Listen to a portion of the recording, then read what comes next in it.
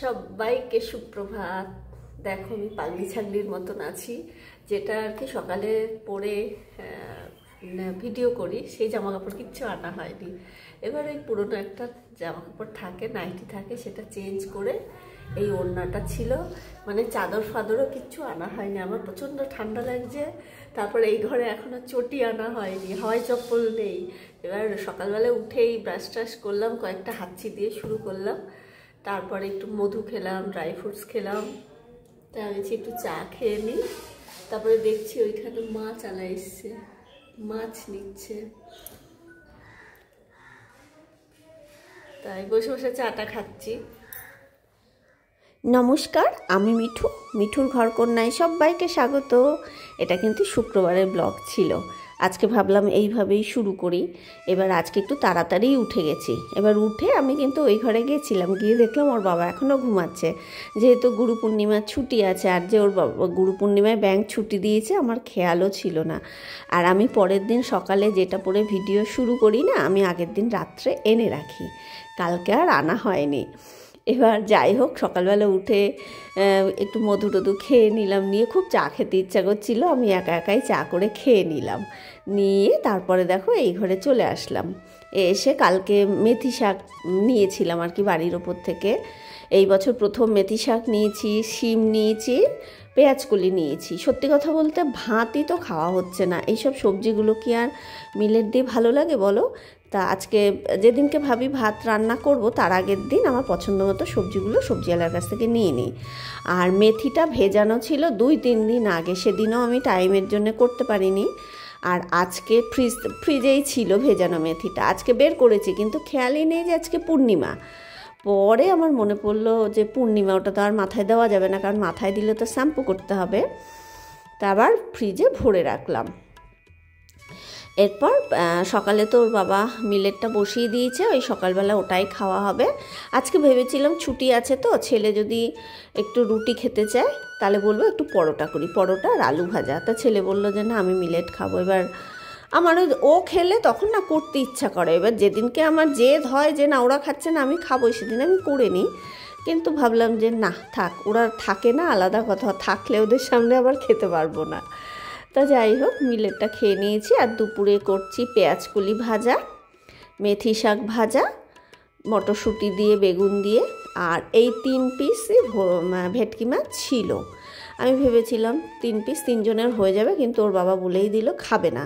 বলছে সেদিন নাকি ভেটকি মাছটা তো ফুলকপি দিয়ে করেছিলাম আগের দিন, বুধবার দিন, বললো যে আমার খেয়ে মানে অসুবিধা হচ্ছিল, একটু ঢেকুর উঠছিল, আমি খাবো না। তা যাই হোক, না হলে তাও জিজ্ঞাসা করলাম তাহলে অন্য মাছ নিই, বাড়ির উপরে তো কত মাছ আলা যাচ্ছে, ভেবেছিলাম একটু অন্য মাছ নিই, সেই মাছগুলো ভাজা খাবো। তা জিজ্ঞাসা করলাম যে অন্য মাছ নেব, তা বলছে না, অন্য আমি মাছ খাবো না। তা যাই হোক, আমি আর বেশি জোরাজুরি করলাম না, আর মাছও নিলাম না, ভাবলাম 3 পিস মাছই করি। এবার সকালে জলখাবারটা তাড়াতাড়ি করে খেয়ে দিয়ে তাড়াতাড়ি রান্না করছি, একটু বাজারে যাব, অনেকগুলো জিনিস আনতে হবে, টুকি থাকে। এবার সন্ধেবেলায় না এতটা স্কুটি করে যেতে গিয়ে এতটা ঠান্ডা লাগে কানে, তা যে কারণে সন্ধেবেলায় বেরোতে ইচ্ছা করে না, হাওয়াও লাগে। তা ওই জন্য ঝটপট কাচাকাচিও করে নিচ্ছি। আর এই যে মোটা মোটা চাদরগুলো এক দিন এক একটা দিচ্ছি মেশিনে, না হলে না আরও তো জামা কাপড় থাকে, মেশিন পুরো ভরে যায়। তাই মোটা মোটা চাদরগুলো এক দিন দিচ্ছি। 2টো হয়ে গেছে, আর একটা আজকে বাকি আছে। ওই চাদরটা কাচা কমপ্লিট হলে ব্যাস হয়ে যাবে। মেথি শাক হয়ে গেছে, পেঁয়াজকলি সিম ভাজাও হয়ে গেছে। এবার ফুলকপি আলু দিয়ে জিরে আদা কাঁচা লঙ্কা বাটা দিই।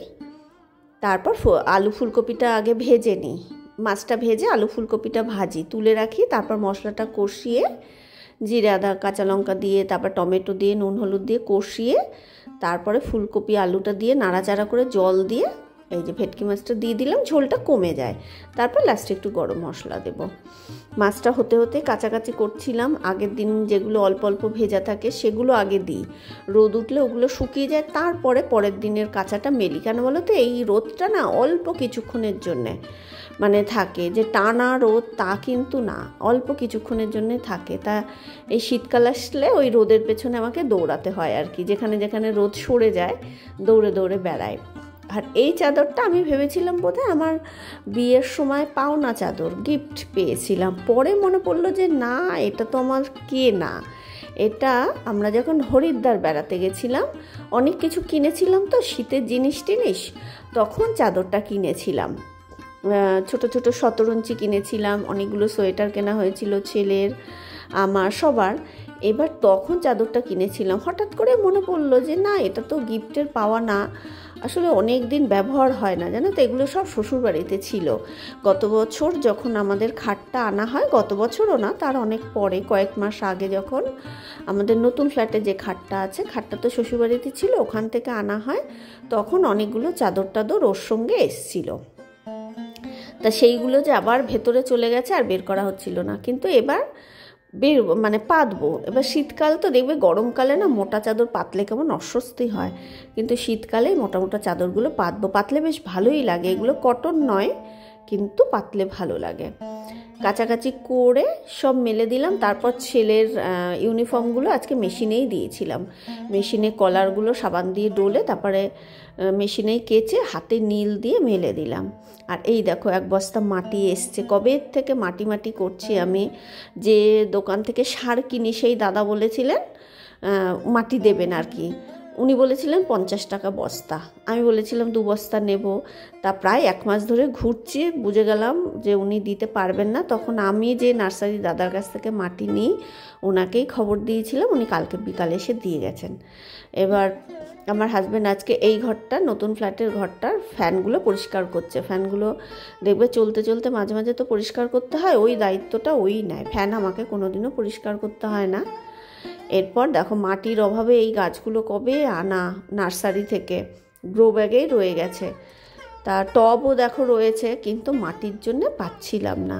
তা ওই জন্য ঝটপট করে রান্না করে নিয়ে ভেবেছিলাম তো বাজারে যাব। এবার ওর বাবা বলল যে না, আমি এখন বাজারে যাব না, বিকালে যাব। কারণ ওই ফ্যান পরিষ্কার করবে, আর যে বইগুলো বেরিয়েছিল খাটের মধ্যে থেকে, সেই বইগুলো ওইভাবেই ছড়ানো আছে, ওগুলোকে সব আজকে মুছে তারপরে বইগুলো তুলবে।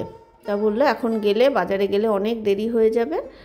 তাই ভাবলাম ঠিক আছে, তাহলে কাছাকাছি হয়ে গেছে, রান্নাও হয়ে গেছে, এবার তাহলে আমি গাছের কাজগুলো করি। আর ওর বাবা নতুন ফ্ল্যাটের ফ্যানগুলো পরিষ্কার করছে বলে আমি বললাম তাহলে আমি ওই ঘরটা মুছে দিই। বললো ওই ঘরটা তুমি মুছে দাও, এই ঘরটা ফ্যান পরিষ্কার হয়ে গেলে, নিচে তো অনেক ঝুলটুল পড়ে, এই ঘরটা বললো ওই ঘরটাকে মুছে, এই ঘরটাকে আগে ঝাঁট দিয়ে আমি মুছে দেবো। মানে ওর বাবা নতুন ঘরটা মুছে দেবে, আমি ওই ঘরটা মুছে দিয়ে ছেলেকে বললাম তুই পুজোটা দিয়ে দে, আজকে পূর্ণিমা। কারণ এই গাছের কাজ করতে গেলে না অনেক সময় লাগে, 1.5 থেকে 2 ঘন্টা সময় লাগে।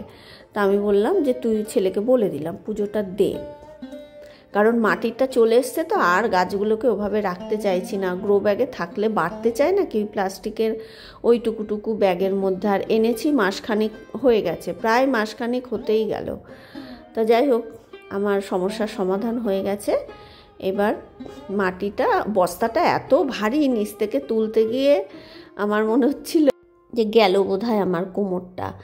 আর ফোনটাকে এমন জায়গায় রেখেছি, বুঝতেও পারছিলাম যে মাথাটা কেটে যাচ্ছে।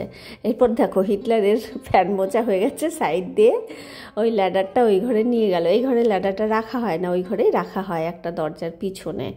তারপর ওর বাবা এই ঘরটা আর কি ঝাড়টার দিয়ে মুছে দিয়েছিল। আর আমি এদিকে মাটিটা এখানেই ঢাললাম।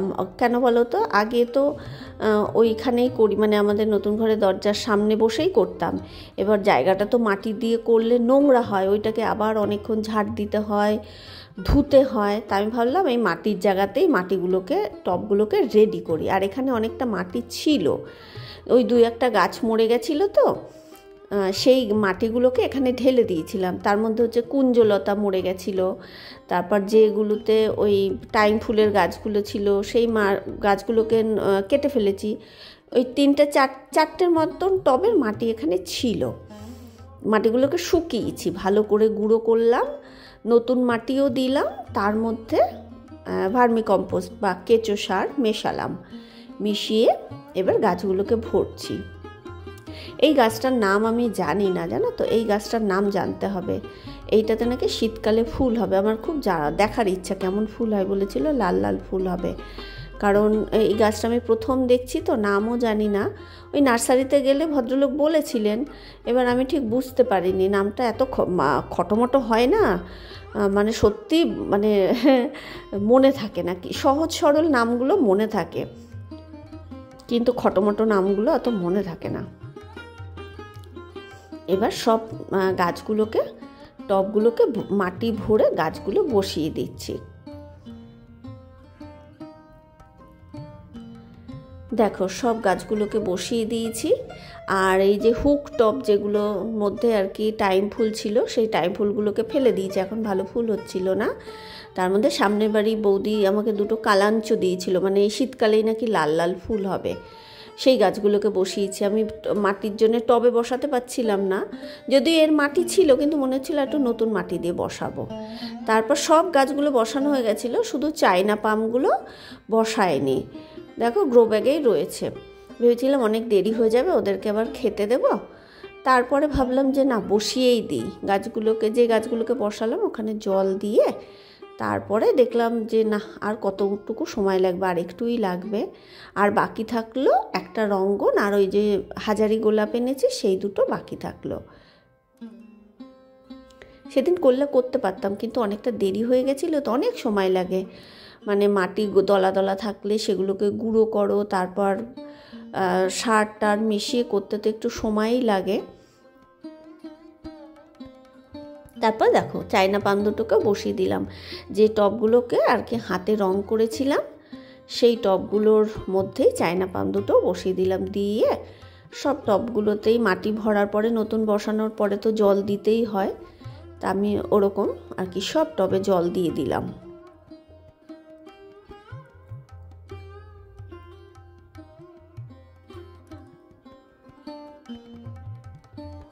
এরপর আজকে তো পূর্ণিমা বলে ছেলেকে দিয়ে একটু মিষ্টি আনিয়েছিলাম, সাইকেলে করে গিয়ে নিয়ে এসেছিলো। পুজোটা ছেলেই দিল, যেহেতু আমার বললাম দেরি হবে, ছেলেই পুজো দিল। আর ওর বাবা আজকে মিলেট খাবে, ওই দেখো মিলেট। আর আমার আর ছেলের জন্য ভাত করে নিয়েছি।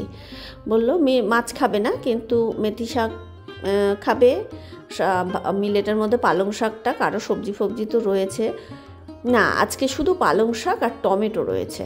মানে আমি সকালবেলা বারণ করেছিলাম যে আজকে গাজর, বিনস, ক্যাপসিকাম দেবে না, রোজ ভালো লাগে না খেতে, তা ওই জন্য আজকে পালং শাক আর টমেটোই দিয়েছিল। দেখো ওর বাবা এই পেঁয়াজ কলি দিয়ে আর মেথি শাক দিয়ে খাবে, মাছ খাবে না। মাছ মনে হয় ত্যাগই করবে এবার। তা যাই হোক, আমরা খাবো, উনি খাক না খাক। তাহলে ছেলেকে দিয়ে আমিও স্নান করে খেয়ে নিলাম। তাহলে আজকের মতো ভিডিওটা এখানেই শেষ করছি। কেমন লাগলো প্লিজ একটু কমেন্ট করে জানিও। ভালো লাগলে ভিডিওটা লাইক করে আমার চ্যানেলটা সাবস্ক্রাইব করে দিও। সবাই খুব ভালো থেকো, সুস্থ থেকো, টাটা।